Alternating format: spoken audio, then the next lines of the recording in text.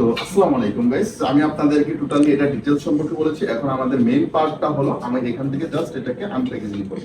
আনপ্যাকেজিং করার স্টেপ একবারে সহজ। জাস্ট এখান থেকে আমি ট্যাপটা রিমুভ করব, এটা আমি রিমুভ করব। তো আমার যদি রিমুভ করার কাজ শেষ, তাহলে ফাইনালি আমাদের যে সেকেন্ড কাজটা সেটা হলো আমরা নাট সেটগুলোকে যাতে করে আমরা সেটিং করতে পারি সেই পজিশনে আমাদের লেগ সেটটাকে রাখা।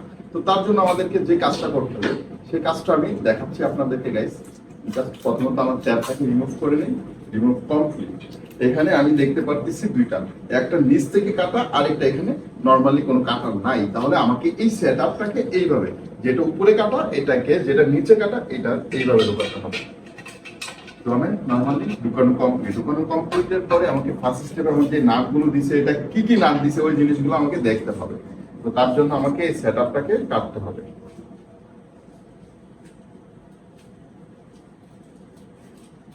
অলরেডি আমি কাটা কমপ্লিট। এখানে আমি যে যে নাটগুলো পাইলাম সেই নাটগুলো আমি আপনাদের সামনে একটু ডিটেইলস বলি। এর সাথে পেয়েছি আমি ওয়াশও পেয়েছি। সো গাইস, নরমালি আমি এখানে একটা বড় নাট পেয়েছি যেটা আমি সিটে লাগাবো। আর এখানে পাইলাম আমি হলো চারটা নাট, যেটা আমার হলো সিটের বডিতে লাগাবো, আর দুইটা নাট হলো আমার সিটে লাগাবো। ফার্স্ট অফ অল এটা লাগাবো আমার ফ্রেমে। তো আমার লেগ সাইডের জন্য এটা নরমালি একটা ওয়াশও ফিট করলাম, দেন এগুলো রেখে দিয়ে আমি এটা শুরু করতেছি।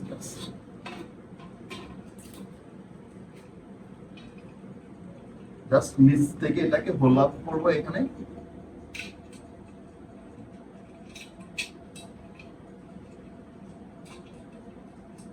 যখন আমার নাটের পজিশনটা লেগে যাবে দেন আমি এটাকে উল্টাই দেবো।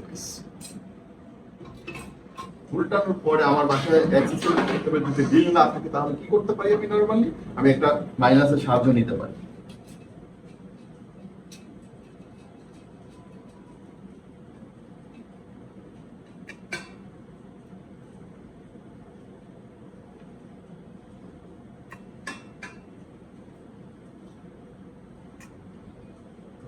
আমাদের এই লেগ সেটআপটা কমপ্লিট হয়ে গেছে।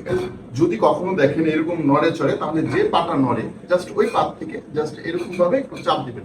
চাপ দিলে এই সেটআপটা এই ধরনের টাল যদি থাকে কোনো সময়, যদি ফ্রেম অথবা আমাদের ডেলিভারির ক্ষেত্রে, তাহলে যদি দেখেন যে এভাবে চেয়ারটা নড়ে আমার বসতেছে না, তাহলে সেই ক্ষেত্রে মনে করতেছেন আমার এটা নড়ে, তাহলে কি করতে হবে, এই দুইটা নড়ে, তাহলে এইটাকে ক্লোজ করতে হবে। ক্লোজ করার জন্য এখানে ধরে যখন চাপ দিবেন দুইটা একটু ক্লোজ হয়ে আসবে, তখন আর নড়বে না।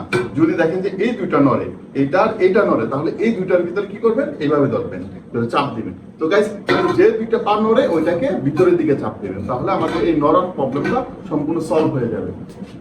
তো আমাদের সেকেন্ড যে স্টেপটার ভিতরে আমরা যে কাজটা করবো, এখানে আমরা সিটটাকে লাগাবো। সিট লাগানোর জন্য আমাদের চারটা নাট নিলাম,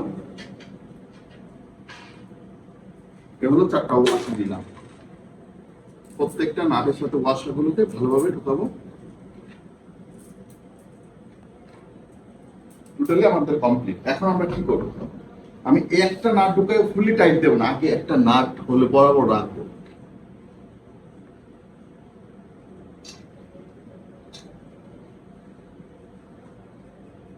তারপর বাকি নাটগুলো হোল বরাবর রাখবো, যাতে যদি কখনো তালের সমস্যা থাকে যাতে আমাদের প্রবলেম না ফেস করতে হবে। এখন যেহেতু আমার চারটা নাট সেট আপ, তাহলে আমি কি করবো, এখন প্রত্যেকটাকে টাইট করে ফেলবো।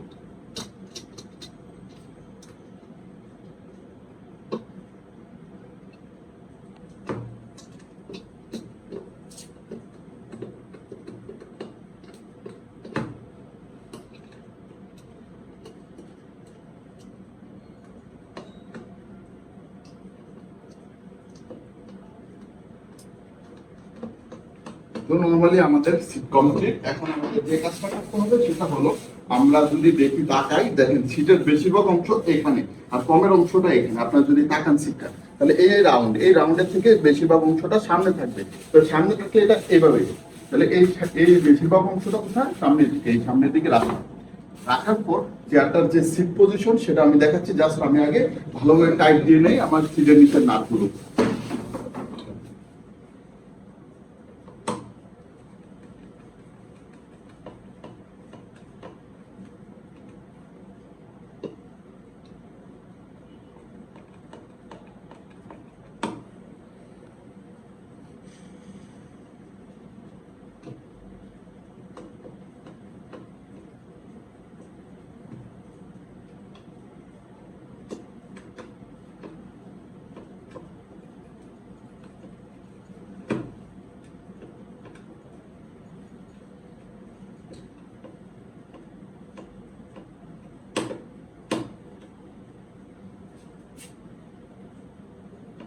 টোটালি আমার কমপ্লিট সেট আপ। এখন আমার এখন সিটের কাজটা, সিটের কাজটা হলো সচরাচর এটাকে সামনে রেখে এটা এই চেয়ারটা ফিটিং করতে একজন লোকই যথেষ্ট, জাস্ট টেকনিকের কাজ।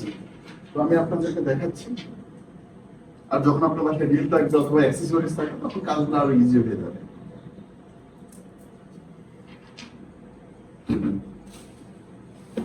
এইভাবে আসি চেয়ারটাকে জাস্ট এইভাবে করে আমার হাতের উপরে নিয়ে আসবো নর্মালি। যখন এটাকে প্যাড প্রোগ্রাম চাপ দিলাম, চাপ দেওয়ার পরে আমরা যে কাজটা করতে হবে সেটা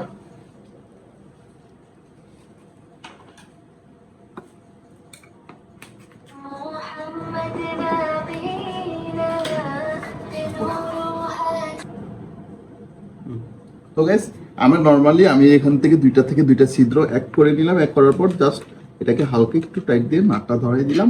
দেন এইটাকেও আমি দেখবো যে এটা বরাবর আছে কিনা।